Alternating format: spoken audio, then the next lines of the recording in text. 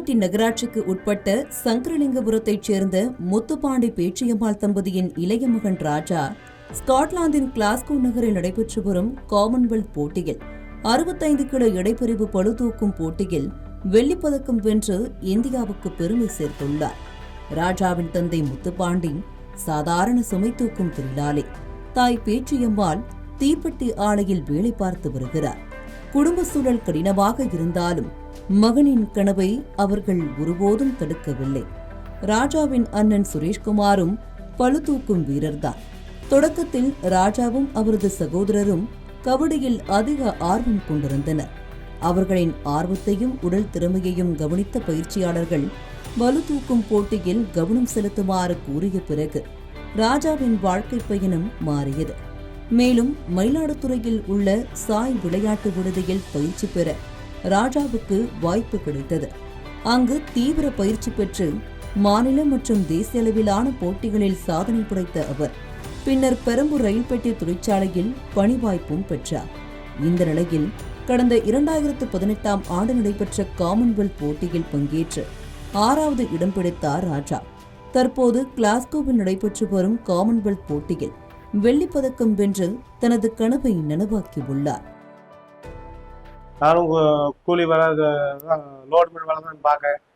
கோயில்பட்டி புது ரோடுல தான் சேர்ந்து வேலை பார்க்கேன். 2 பையங்களும் உண்டு. அவங்க ரொம்பலாம் 8 வயசுலேருந்து 12 வயசுலேருந்து வெயிட் லிஃப்டிங்கில் ரொம்ப ஆர்வமாக இருந்தாங்க. அதனால் சரி வெயிட் லிஃப்டிங்கில் சேர்த்து விட்டு அவங்களும் நல்லா விளாண்டாங்க.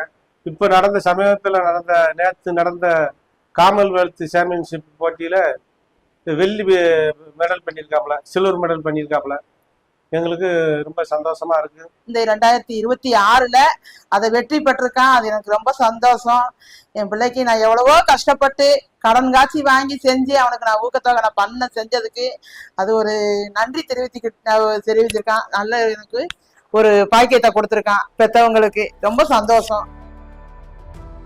மகனின் பயிற்சிக்காக கூலி வேலை செய்து சம்பாதித்த பணத்தில் தேவையான உதவிகளை செய்து கொடுத்ததாக கூறும் பெற்றோர் இன்று அந்த உழைப்புக்கு கிடைத்த அங்கீகாரமாகவே வெள்ளிப்பதக்கத்தை பார்க்கின்றனர்.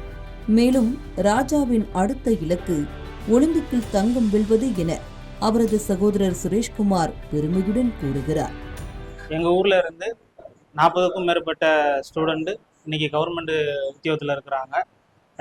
போதுமான ஜிம் வசதி எங்கள் ஊரில் இல்லை.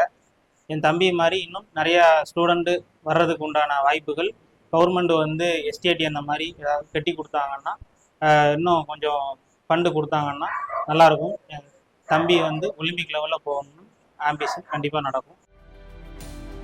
ராஜாவின் முதல் பயிற்சியாளராக இருந்த சொர்ணமுத்து சங்கரலிங்கபுரம் பகுதியில் இருந்து ஏராளமான பளுதூக்கும் வீரர்கள் உருவாகி வருவதாகவும் அவர்களுக்கு சிறந்த பயிற்சி வசதிகள் கிடைத்தால் மேலும் பல சாதனையாளர்கள் உருவாக முடியும் என்றும் தெரிவித்துள்ளார்.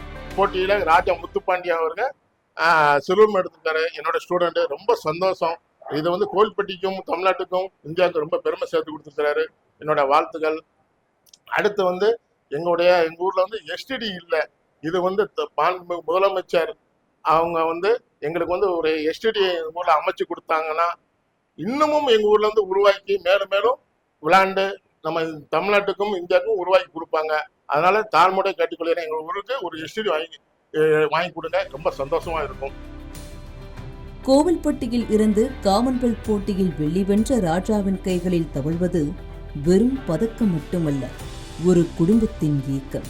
முயற்சி இருந்தால் சாதிக்க முடியாதது எதுவும் இல்லை என்பதை நிரூபித்த ராஜா ஒலிம்பிக்கிலும் சாதிக்க வாழ்த்துவோம். தமிழ்ஜனம் செய்திகளுக்காக கோவில்பட்டியில் இருந்து செய்தியாளர் மோகன். தமிழ்ஜனம் சேனலை சப்ஸ்கிரைப் பண்ணாம பார்த்துட்டு இருந்தீங்கன்னா மறக்காம சப்ஸ்கிரைப் பண்ணிடுங்க.